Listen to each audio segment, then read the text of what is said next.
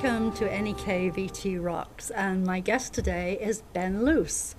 Ben is a local wearer of many hats. I could introduce you as a college professor. I could introduce you as a rocket scientist.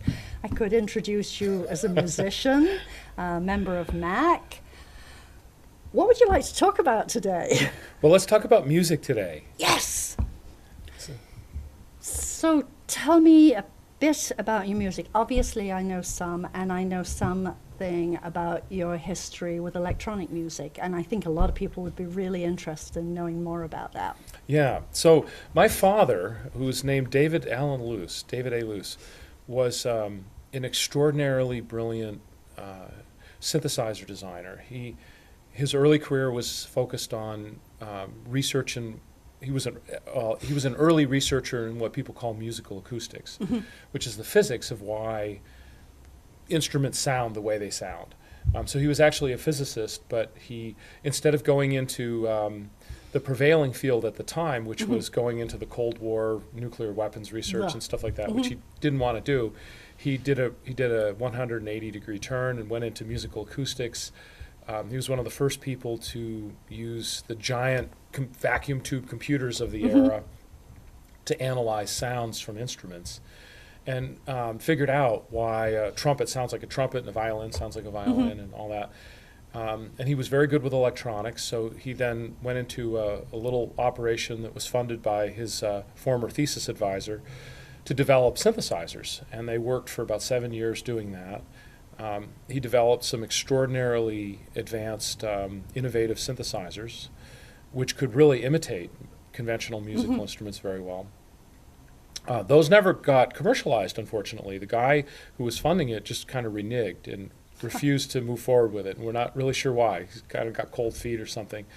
Later, and you sort of wonder why. I mean, I know a lot of people got scared in the early days that fake music's going to replace real music. Yeah. But that's not true. Well, there was obviously. a lot of fear about that. Yeah. And actually, there's something to that.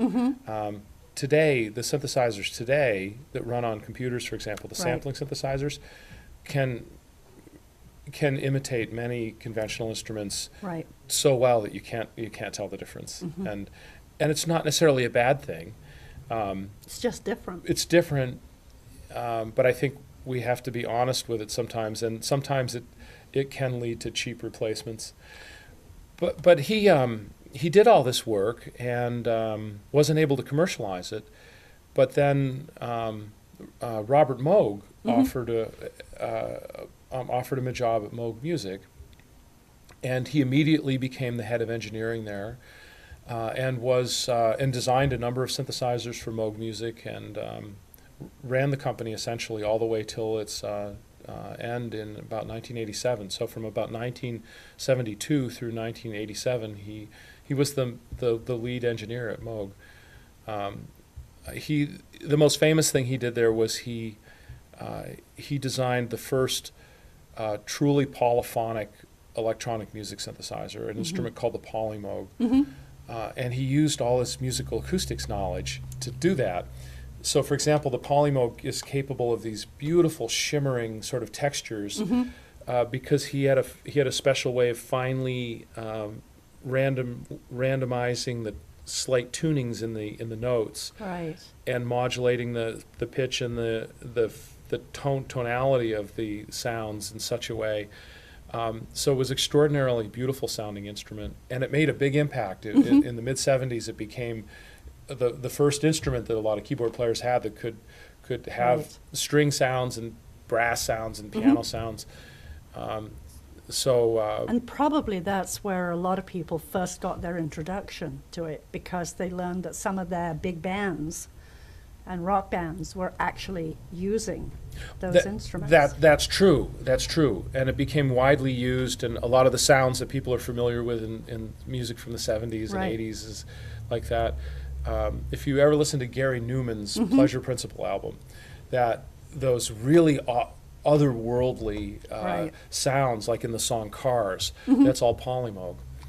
And it had a really big impact. So I grew up in the middle of all this. I was sort of the kid that grew up at Moog Music, and And I met lots of musicians coming through, and I started playing very actively when I was young, and played in a lot of local bands. And But you learned acoustic music too, as well. I did. Obviously. I also played acoustic guitar. I would wander. As you still do. Yep. So I would wander around it. I had a penchant for wandering around at night, sort of playing to the moon and the stars. And so 2 years ago, my wife and I put out an album called The Desert Suite, Right. which was all based on guitar music that I had written when I was out living out west for about 14 years. So about 4 years ago now, I guess, I started getting interested in taking all this music that I had written over the last 40 years and actually really recording it and getting it down. When I was in my late teens and early 20s, I had gone to college for sound recording. And I had recorded some of it there, but I had never put it out publicly. And then I got into physics, and I got totally drained into that, or sucked into that career path.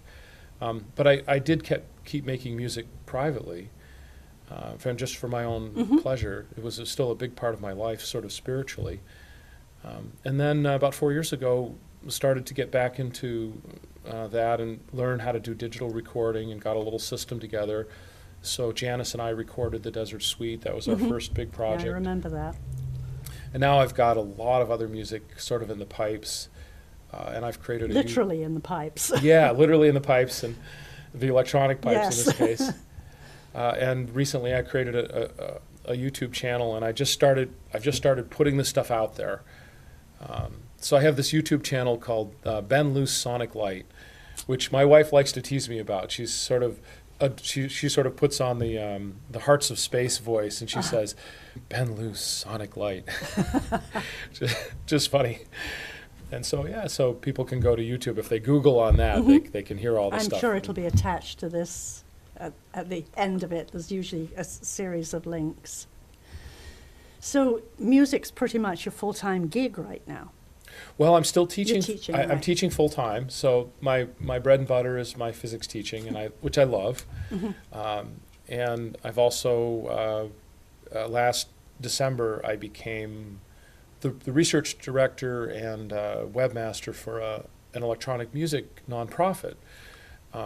There's a very interesting fellow named Vince Papillo who lives down in Harleysville, Pennsylvania.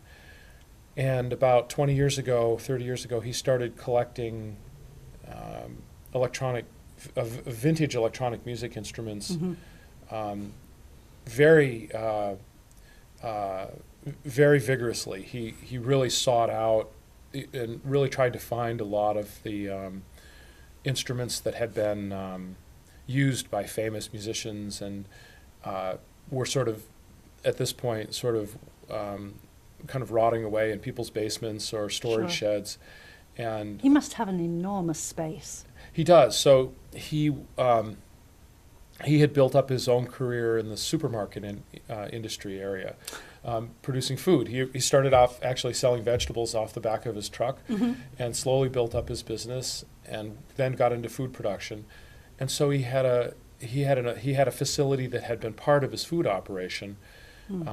Prior to that, it had been some kind of, before he acquired it, it had been used for, I think, meat processing, something. It was like a little meat processing plant. Then it became a vegetable operation for him. And then he had moved to a new facility. So he had this facility sitting there, and at one point he realized, I could actually use this for my collection. So he started adding to that, and the collection has grown and grown and grown and grown. And Because some of those instruments are enormous. yeah, they are. There's a giant Yamaha synthesizer from the 1970s called the GX1, which is, this sort of monster synthesizer. There's only 10 of them made. Wow. Keith Emerson famously used it in the middle Yeah. part of ELP's career. And he's got 2 of those, and now has rehabbed one of them very well to the point where it's really playable, playable? now. And Wow. Yeah, and it sounds like it should. But I bet it goes out of tune really fast. It has a little bit of tuning problems, Yeah. but it's getting better and better, and they've been slowly rehabbing it. So one of the things they have to do in these old synthesizers is replace all the capacitors in them, for example. that particular electronic component didn't last very well over the decades. So they have to do things like that. Replace all the capacitors, repair any burned out parts, replace the power supplies. That's usually a big one. So what do they do with all these instruments? I mean, so you have a like big barn or a warehouse with packed to the gills with old instruments. What do they do? So Vince is very interested in sort of giving back to the public with this stuff. So he founded a nonprofit. The nonprofit is called MEAP. It's the Electronic Music Education and Preservation Project. So the website is meap.org. And the goal is, and which is already happening, is to create a program which can first preserve all these instruments, which is a task in and of itself. I bet. So there's a guy there that named Tim Warnock who and his team who spends a lot of time restoring and preserving these instruments and figuring out how they need to be preserved. So there's a lot of research that goes on with that. And then to provide access to these instruments to musicians. So we're developing programs where musicians can come in and play them and record with them. So there's a recording studio being constructed, and we have started to bring in groups of students. We'll probably have visiting artists coming, like sort of artist in residence type of program. Do you have anybody in mind for that? There's a young lady named Rachel Flowers who is, for example, who is a blind woman who is one of the best keyboard players in the world. She's extraordinarily good. She knows, for example, she knows all of Keith Emerson's repertoire and most of the classic rock keyboard repertoire, which she can play virtuosically right off the cuff. Wow. And she's also writing and producing a great deal of her own music, which is really fantastic music. So so she's one of the people we are intending to invite. And our vision of that was that she would come and stay in residence for several months and then hone in on the instruments she would use. And so we want to have a general program like that where we can schedule musicians one by one to come in. God, I bet they're lining up. We are already getting a lot of workshops, requests. Yeah. And some of them might be very short things where somebody comes in for an hour and uses a theremin or something, or a mini moog, and others might be long term. And to add it as another, quote, bell and whistle for a recording, and you've already got the studio there. That would be pretty amazing. That's right. And today, a lot of people have their own digital recording setup, so I know. so they can come in with their session and maybe just need to add a track or even a lick or something like that. So that potentially it could be very quick in some cases and more involved in others. And then the third side of it is education generally about all these instruments. So so we've created a database a searchable database that we're currently building the information up on.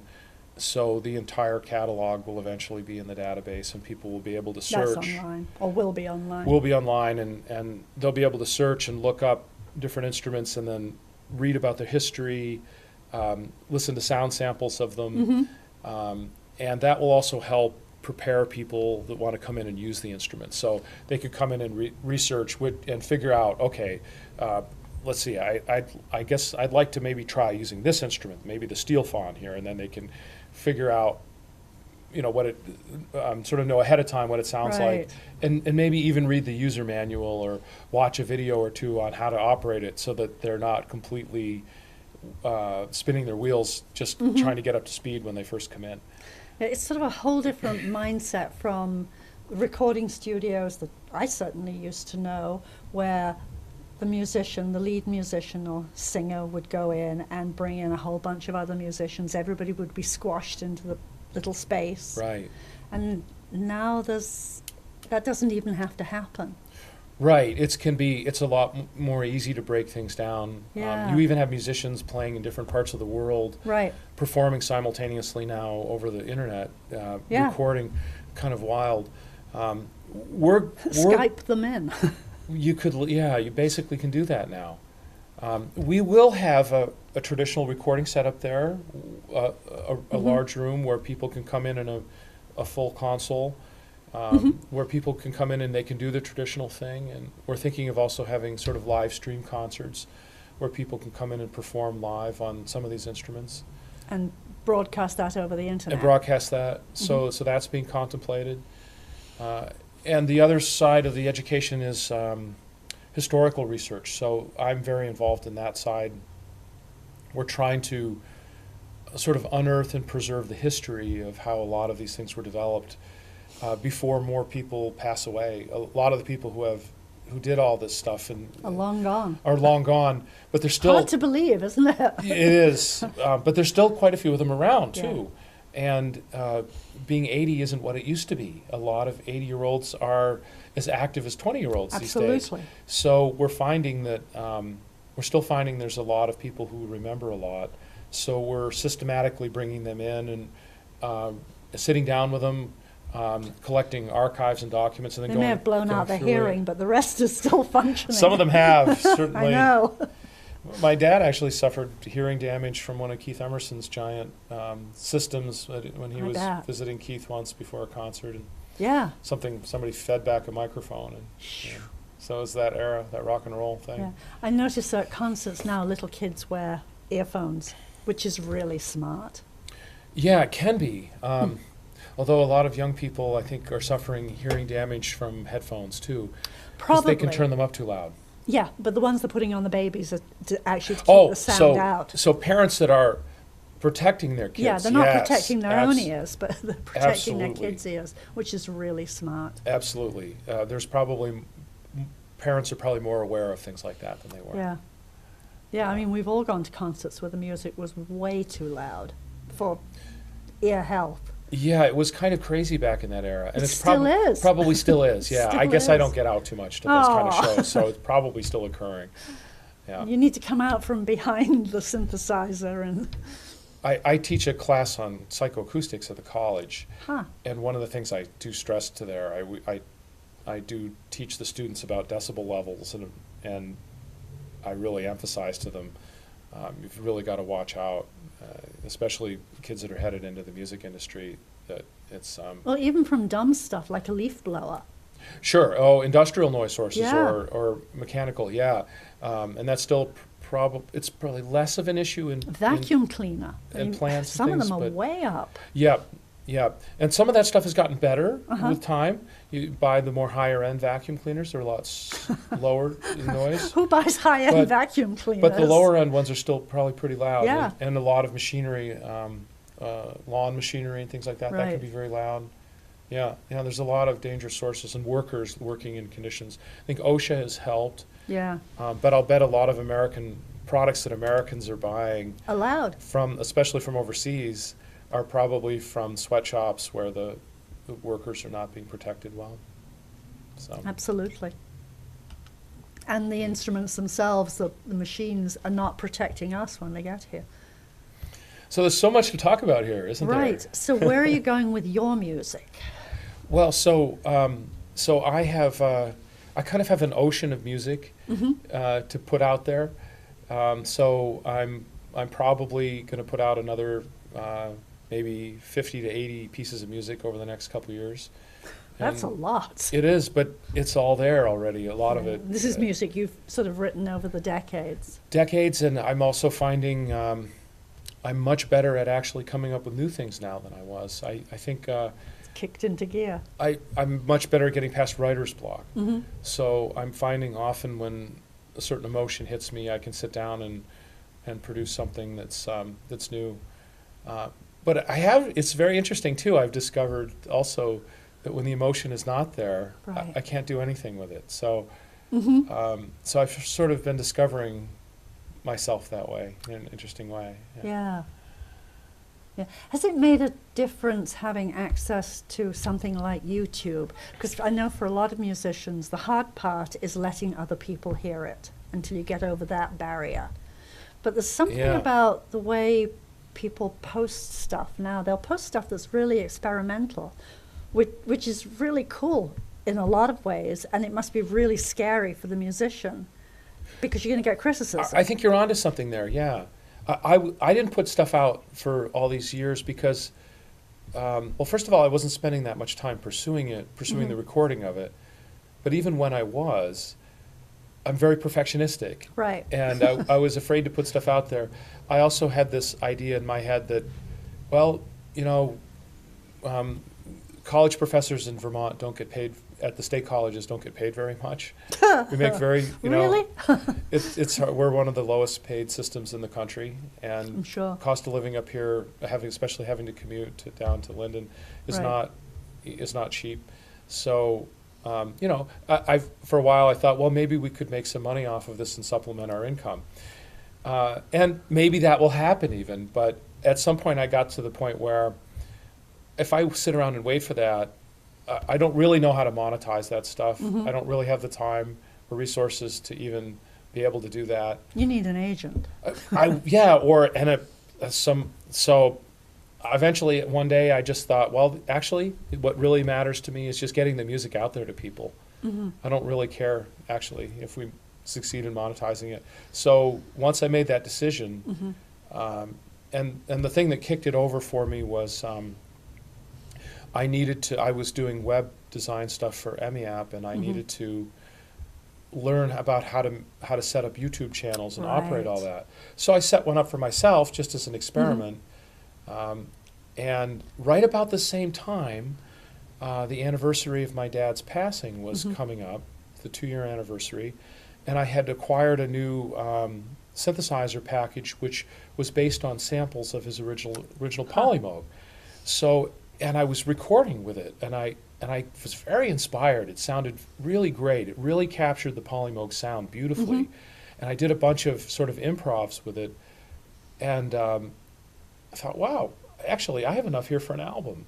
So I spent a few more hours kind of finishing that up, and then I put that out there. I put that out on the channel. The whole album is The out whole there. album. I called it the in the Hall of the Star King, because it was all very cosmic sort of music, and I gave them names based on sort of astronomy related themes, and it sort of came together very quickly. And so I put it out there, and I put an announcement on Facebook.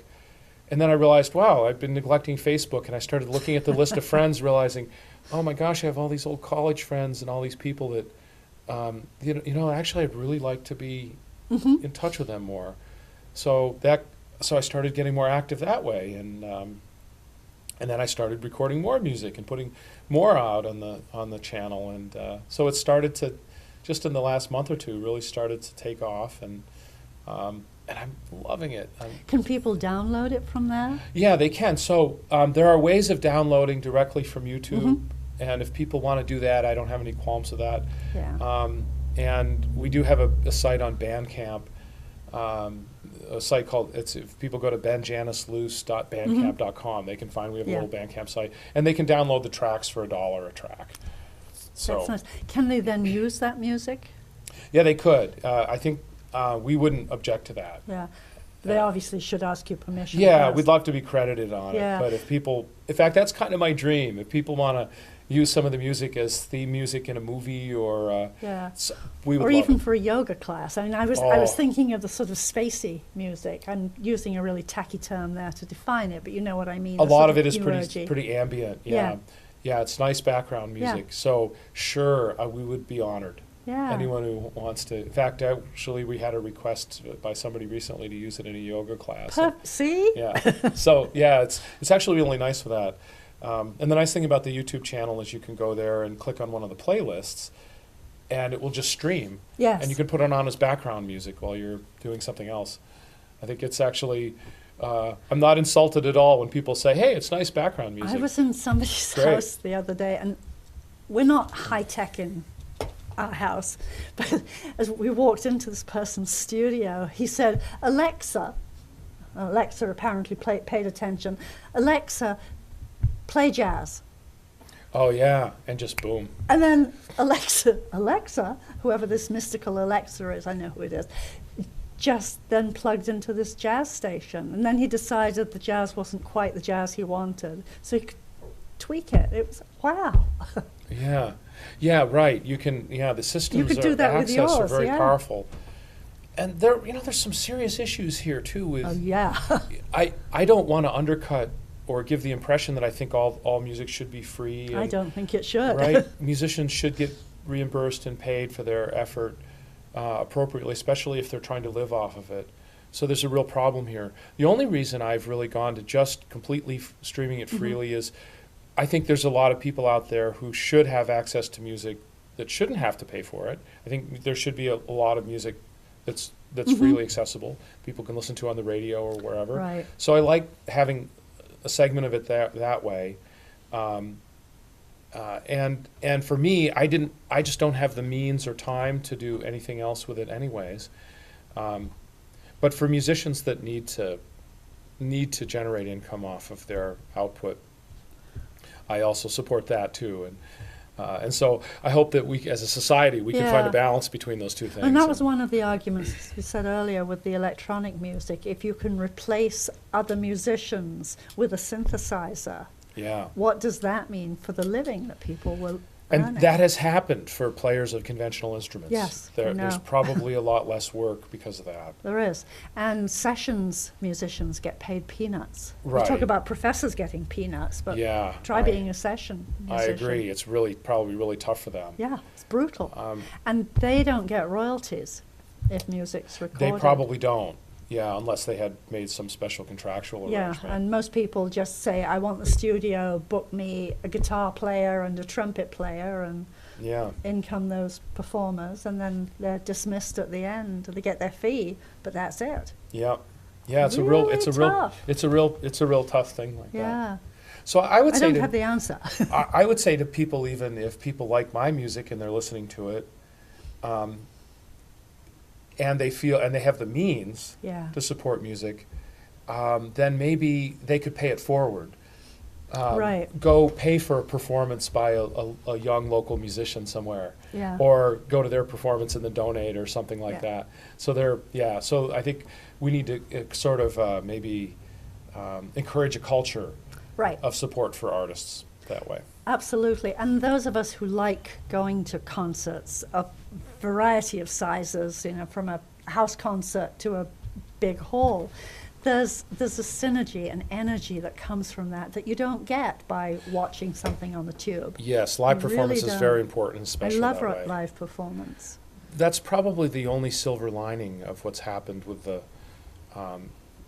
sort of mediafication of this stuff, that a lot of musicians are not getting paid for their recordings much now. It's very hard to make money off their recordings. But it has led to a resurgence of interest in live performance. Yes. Many musicians are touring around more, and I think that there's a valuation of that. I think a lot of people in the public have gotten tired of just listening to stuff online, so they go to performances. So same thing happening with books, I think. They say that brick and mortar bookstores are coming back. Yeah, isn't that interesting? Yeah. Because they all sort of got crushed by Kindle or whatever the other little gizmos were. But it's not the same. It's not the same. I don't like holding a screen and reading it, although it's convenient. But it's not the same as having that book. Yeah, so there is definitely a resurgence of interest there. Yeah, and people got more creative about how to print their books and the print on demand as opposed to... So you can self-publish now yes. and have it printed on demand. Yeah, I plan to publish a book on my dad's life, for example. Have you written it yet? Most of it. Wow. It's about 80%. Yeah. All the electronics stuff is done. He had a later phase of his life where he did ophthalmology, and I haven't been able to completely write that yet, in part because it's so new to me, and I know very little about it. So he did it as a practicing ophthalmologist, or no? He after Moog Music failed, he needed to find further work. Yeah. And the entire domestic analog synthesizer industry in the United States was essentially wiped out by the Japanese companies that had come in, like Yamaha and Roland and whatnot. And he didn't want to disrupt my mother and my sisters and I where we were living. So it turned out, in the last years of Moog Music, he had they had contracted with an ophthalmology equipment maker, and he had a connection with them. So he went to become their lead research scientist, and he actually, believe it or not, he actually revolutionized the field of glaucoma detection. Huh. He redesigned and improved an instrument. The air puff tonometers. Yes. Well, those were kind of going out of vogue at the time, but he improved them to do a new measurement, which can actually measure the what he dubbed as the so-called corneal hysteresis Right.